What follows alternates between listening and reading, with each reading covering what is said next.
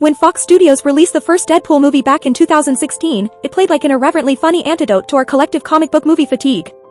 Wade Wilson, or Deadpool, was a foul-mouthed mercenary who obliterated his enemies and the fourth wall with the same gonzo energy. Again and again, Deadpool turned to the camera and mocked the cliches of the superhero movie with such deadpan wit, you almost forgot you were watching a superhero movie. And Ryan Reynolds, Hollywood's snarkiest leading man, might have been engineered in a lab to play this vulgar vigilante. I liked the movie well enough, though one was plenty. By the time Deadpool 2 rolled around in 2018, all that self-aware humor had started to seem awfully self-satisfied. Now we have a third movie, Deadpool and Wolverine, which came about through some recent movie industry machinations. When Disney bought Fox a few years ago, Deadpool, along with other mutant characters from the X-Men series, officially joined the franchise juggernaut known as the Marvel Cinematic Universe. That puts the new movie in an almost interesting bind. It tries to poke fun at its tortured corporate parentage. One of the first things Deadpool says is, "Marvel's so stupid." But now the movie also has to fit into the narrative parameters of the MCU. It tries to have it both ways, brand extension disguised as a satire of brand extension. It's also an odd couple comedy, pairing Deadpool with the most famous of the X-Men, Logan, or Wolverine, the mutant with the unbreakable bones and the retractable metal claws, played as ever by a bulked-up Hugh Jackman.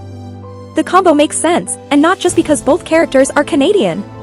In earlier movies, Deadpool often made Wolverine the off-screen butt of his jokes.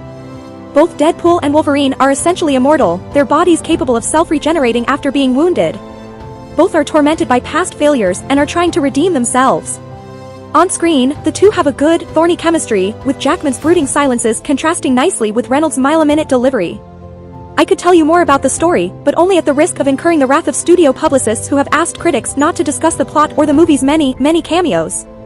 Let's just say that the director Sean Levy and his army of screenwriters bring the two leads together through various rifts in the multiverse.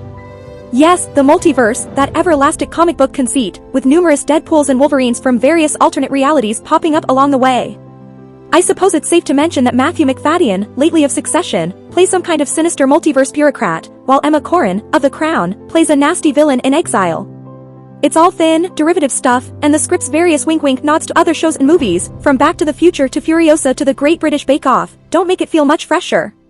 And Levy, who previously directed Reynolds in the sci-fi comedies Free Guy and The Atom Project, doesn't have much feel for the splattery violence that is a staple of the Deadpool movies. There's more tedium than excitement in the characters' bone-crunching, crotch-stabbing killing sprees, complete with corn-syrupy geysers of blood. For all its carnage, its strenuous meta-humor and an R-rated sensibility that tests the generally PG-13 confines of the MCU, Deadpool and Wolverine does strive for sincerity at times. Some of its cameos and plot turns are clearly designed to pay tribute to Fox's X-Men films from the early 2000s. As a longtime X-Men fan myself, I'm not entirely immune to the charms of this approach. There's one casting choice, in particular, that made me smile, almost in spite of myself. It's not enough to make the movie feel like less of a self-cannibalizing slog, though I suspect that many in the audience, who live for this kind of glib fan service, won't mind. Say what you will about Marvel, I certainly have, but it isn't nearly as stupid as Deadpool says it is.